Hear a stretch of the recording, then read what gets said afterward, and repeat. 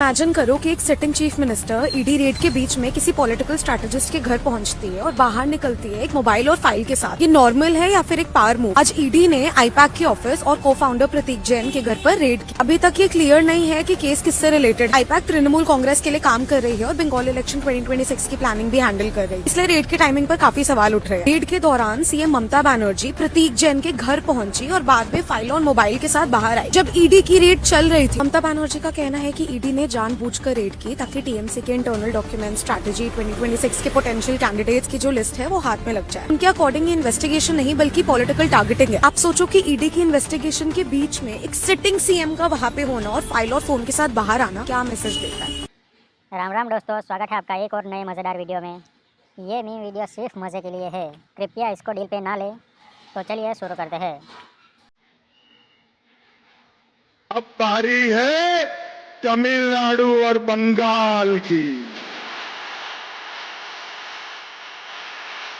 அன்பார்ந்த பெரியவர்களே, தாய்மார்களே, மிக முக்கியமான தமிழகத்தினுடைய அரசியல் பயணத்துல அண்ணா கொஞ்சம் जहाँ तक शर्जील इमाम का सवाल है, उन्होंने असम बंद करने की बात करी थी, हमने उनको अभी बंद कर जेल में रखा है।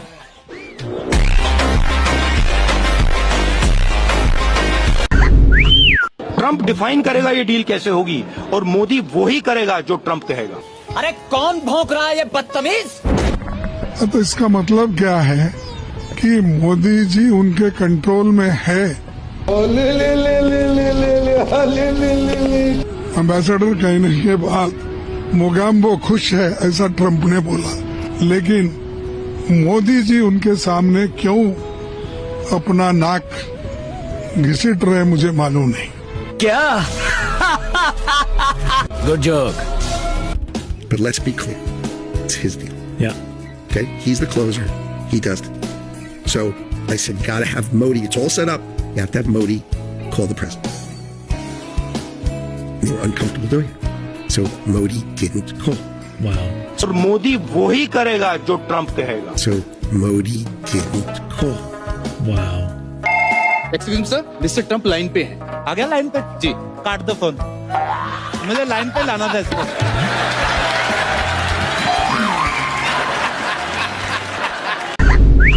अरे भाई, दलितों के घर के जाके खाने से कोई देश का उद्धार हो रहा है? देश का उद्धार उस वक्त होगा जब आप गरीबों का पेट भरने का काम करेंगे। ये दिखावा नहीं चलने वाला है। एक बार इस फोटो को देखिए और इसको हल्के में लेने की भूल बिल्कुल भी ना करें, क्योंकि अगर यह साजिश कामयाब हो गई होती तो ना जाने आज भारत का और आपका हमारा क्या हाल हो रहा होता। इस फोटो में कांग्रेस लीडर दिग्विजय सिंह के साथ एक फिल्म राइटर अजीज बर्नी और महेश भट्ट को आप देख सकते हैं।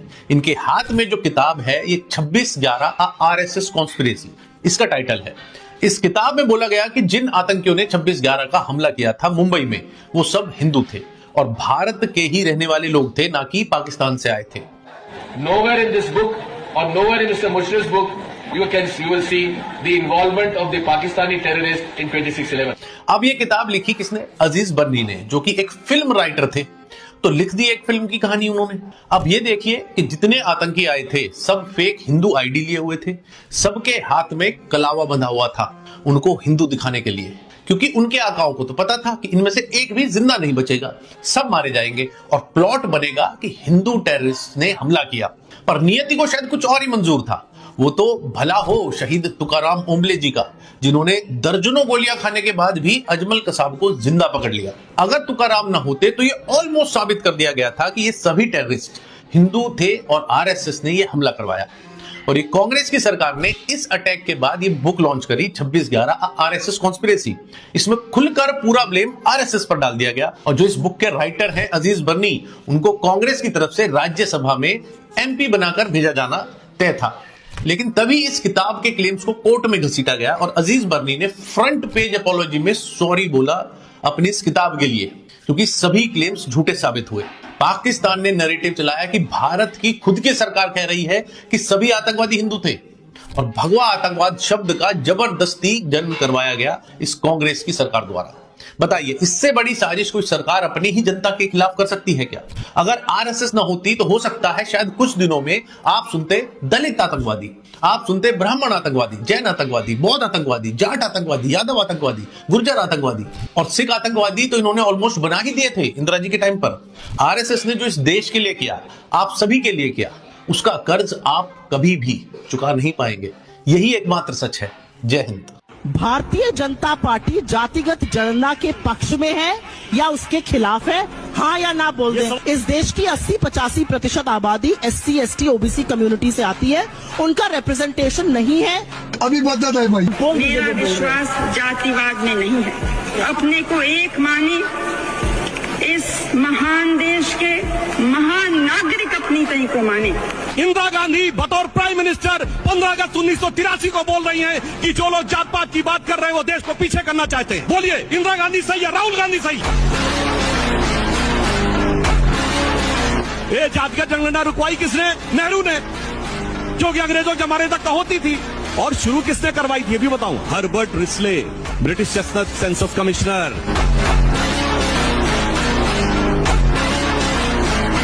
भाई और बहनों, मैं आपको अपना बेटा सौंप रही हूँ।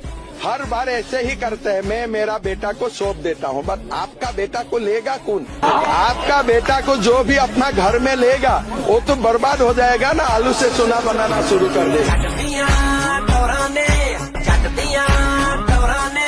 वो एक भैया 52 साल का कुंवारा देश जोड़ने में ही लगा है। कन्याकुमारी से निकला, बताओ निकला भी कहां से? गया कहां? कश्मीर।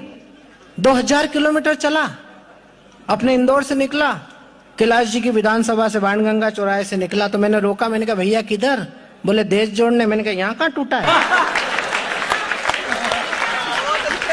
मैंने कहा हुजूर, जोड़ना है तो वहां जोड़ो जहां तुम्हारे बाप दादा तोड़ के गए हैं।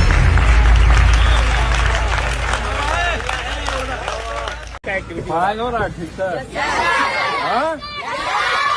क्या बनना है बड़ा हो गया?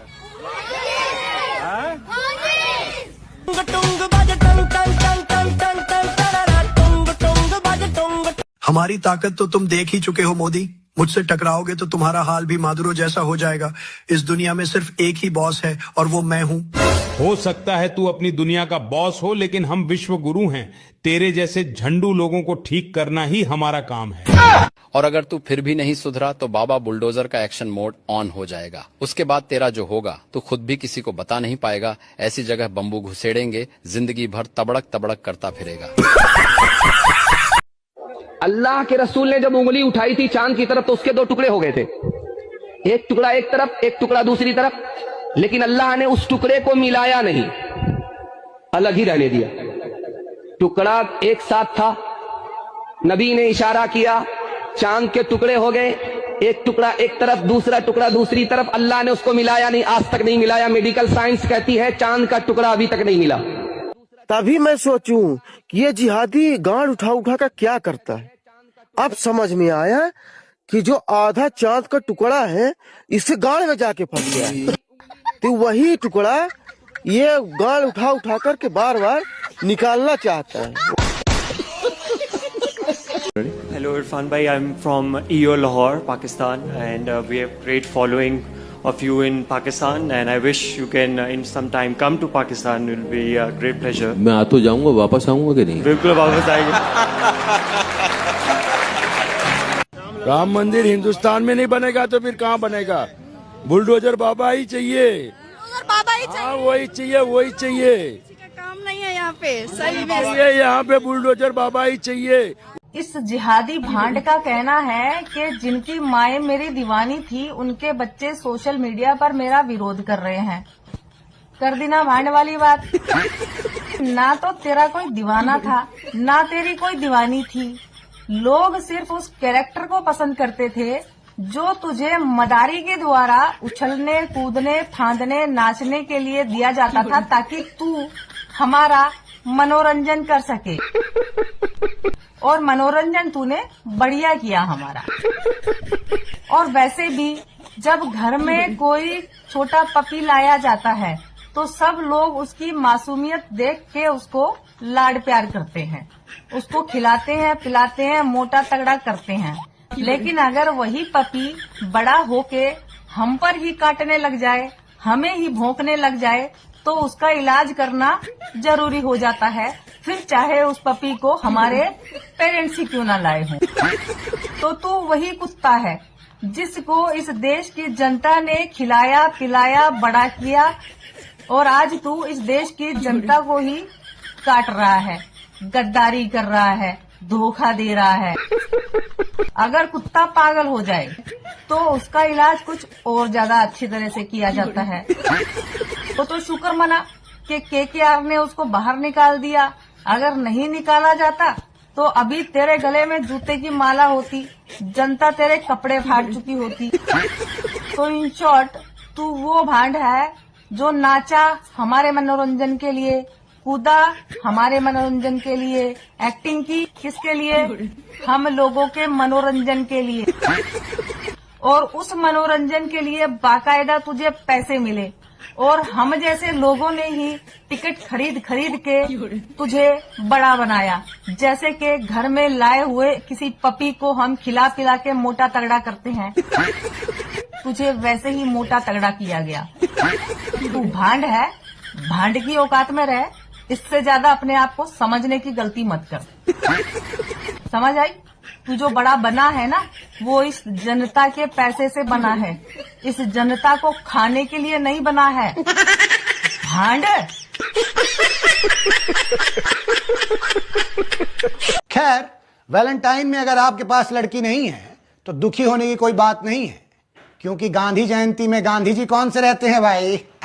जो चीज तुम्हारे लिए बनी ही नहीं होती, चाहे तुम कितनी भी कोशिश कर लो, वो तुम्हारी नहीं होती। Sometimes letting go is the only option. और जो चीज तुम्हारे लिए लिखी होती है, उसे कोई तुमसे छीन नहीं सकता। What's meant for you will always find its way। वो अपने वक्त पर सबसे अनएक्सपेक्टेड और मिराकुलस तरीके से तुम्हारी लाइफ में आती है। वीडियो को लास्ट तक देखने के लिए धन्यवाद। कृपया आपको वीडियो पसंद आया हो तो सब्सक्राइब जल्दी से कर दो भाइयों, सब्सक्राइब कर दो। सब्सक्राइब करने के पैसे नहीं लगते हैं।